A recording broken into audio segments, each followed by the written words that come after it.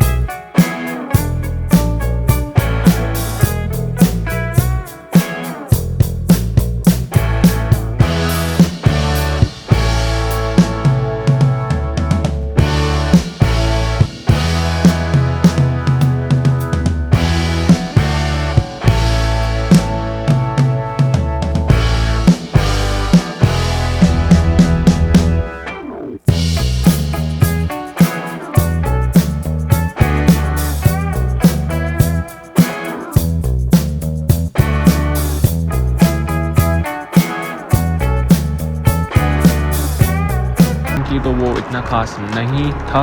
उसमें कुछ गिनी चुनी ही हिंदी मूवीज़ थी, सिर्फ 9 या 10 ही हिंदी मूवीज़ दी गई थी। अगर हम इसको कंपेयर करें कतर या फिर एतिहाद एयरलाइंस के साथ, तो फिर से उससे काफ़ी पुअर है ये बिज़नेस क्लास की सीट के लिए, जिसमें मैंने ज़्यादातर इंग्लिश मूवीज़ ही देखी, क्योंकि इंग्लिश मूवीज़ हॉलीवुड मूवीज़ की काफ़ी ज़्यादा वैराइटीज़ थी, पर हिंदी मूवीज़ की बिल्कुल भी वैराइटीज़ नहीं थी। सो गाइज़ यहाँ पे आप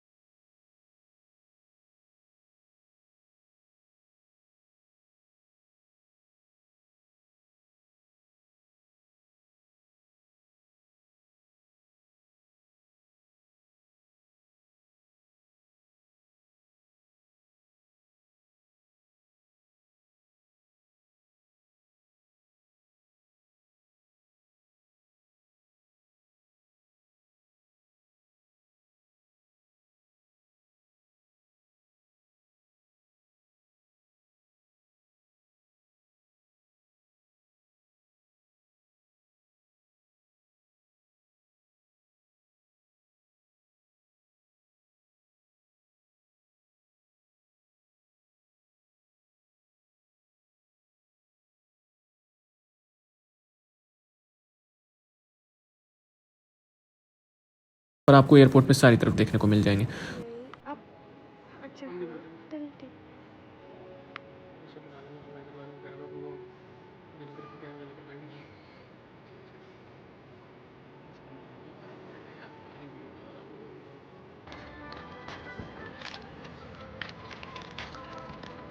सो गाइस हम आ चुके हैं फाइनली अपने अब इकोनॉमी क्लास में। जो हमें बिज़नेस क्लास थी वो सिर्फ दिल्ली टू बहरीन थी, अब हमें बहरीन टू अमान जॉर्डन के लिए मिली है इकोनॉमी क्लास। फाइनली हमें मिल गई यहाँ पर विंडो सीट, हालांकि वो तो बिज़नेस क्लास में भी थी। अब बिज़नेस से वापस इकोनॉमी में आना बहुत मुश्किल लगता है, क्योंकि इसमें आपका लेग रूम बहुत ज़्यादा कम हो जाता है, जो एंटरटेनमेंट स्क्रीन का साइज़ है वो बहुत छोटा हो जाता है और उसकी क्वालिटी और भी लो आ जाती है। तो गाइस इकोनॉमी क्लास में आते ही मुझे कुछ सर्व नहीं किया गया, जैसे कि बिज़नेस क्लास में वेलकम ड्रिंक सर्व की गई थी, यहाँ पे ट्रे भी बहुत अलग है। बिज़नेस क्लास में ट्रे तो जो थी वो साइड से खुलती थी, और गाइस इकोनॉमी क्लास में एक और चीज़ हुई मेरे साथ। यहाँ पर जो इन्होंने मुझे रिमोट प्रोवाइड किया था वो टूटा हुआ था, वो निकल ही नहीं रहा था, जो एंटरटेनमेंट सिस्टम का रिमोट था, जैसे कि आप देख सकते हैं। तो दोस्तों इन्होंने हमें एक पिल्लो भी प्रोवाइड किया था सीट पर। मेरा जो रिमोट है वो नहीं निकल रहा था। मैगज़ीन वगैरह ये लोग नहीं देते हैं, इन्होंने हमें सिर्फ प्रोवाइड किया गया था एक safety instruction card Gulf Air का। सो गाइस दूसरे का रिमोट ना निकाल कर मैं आपको दिखा रहा हूँ कि उसका निकल रहा है, लेकिन मेरा रिमोट नहीं निकल पा रहा था। सो ये मैं काफ़ी डिसअपॉइंटेड हूँ गल्फ एयर से कि उन्हें इन चीज़ों का ध्यान रखना चाहिए। सो गाइस मैं जैसे कि आपको मूवीज़ दिखा रहा हूँ, यहाँ पे मूवीज़ इसमें भी सेम एंटरटेनमेंट सिस्टम है, बस यहाँ की स्क्रीन छोटी है बिज़नेस क्लास से। मूवीज़ के ऑप्शन सेम रहते हैं बिज़नेस क्लास के जैसे ही, और हम जो है इसके अंदर मैप्स भी देख सकते हैं। सो गाइस अगर मैं खाने की भी बात करूँ, बिज़नेस क्लास में बहुत ज़्यादा ऑप्शन सर्व किए गए थे, पर यहाँ पे इतना अच्छा खाना नहीं सर्व किया गया। यहाँ पे हमें दे दिया गया था एक मफ़िन और साथ में पानी, और 3-4 ही ऑप्शन थे, बस ज़्यादा ऑप्शन हमें नहीं मिलेंगे यहाँ पे खाने के लिए।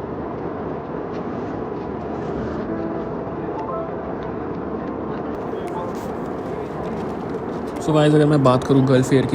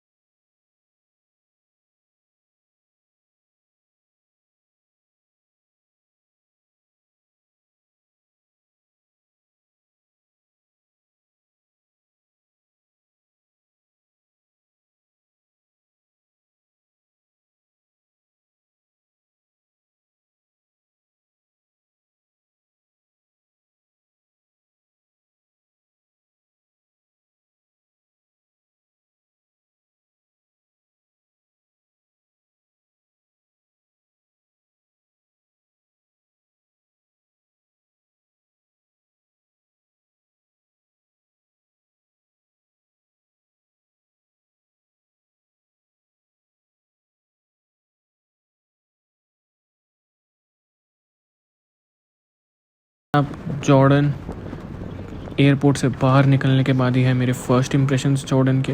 बहुत ही खूबसूरत है अमान एयरपोर्ट के बाहर का एरिया।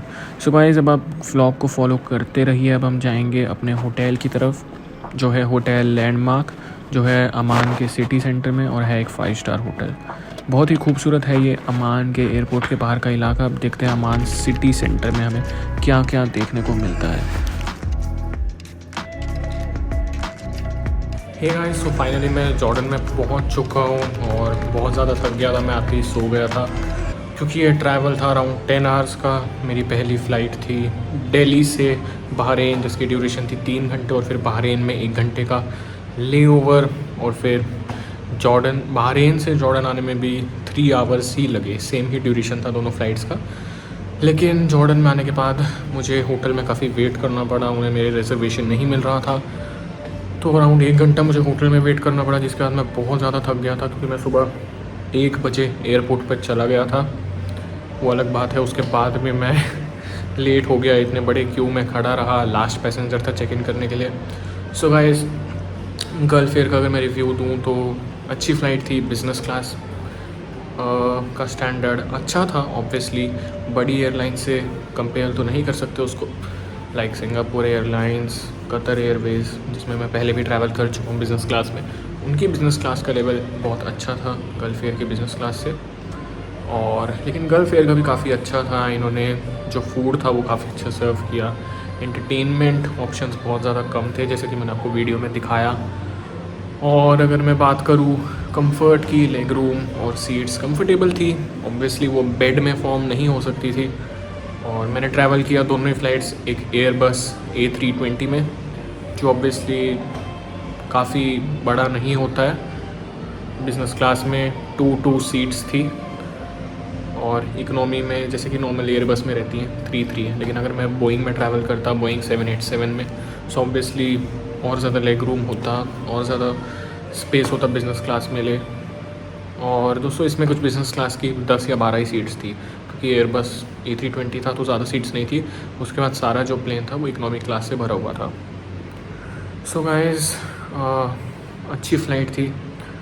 अब मैं जॉर्डन घूमने जाऊंगा और अगले व्लॉग्स आप ज़रूर देखना। बहुत अच्छी अच्छी जगह जाने वाला हूँ। डेड सी जाने वाला हूँ मैं, जो कि है अमान से कुछ लगभग 55 मिनट से 1 घंटा दूर।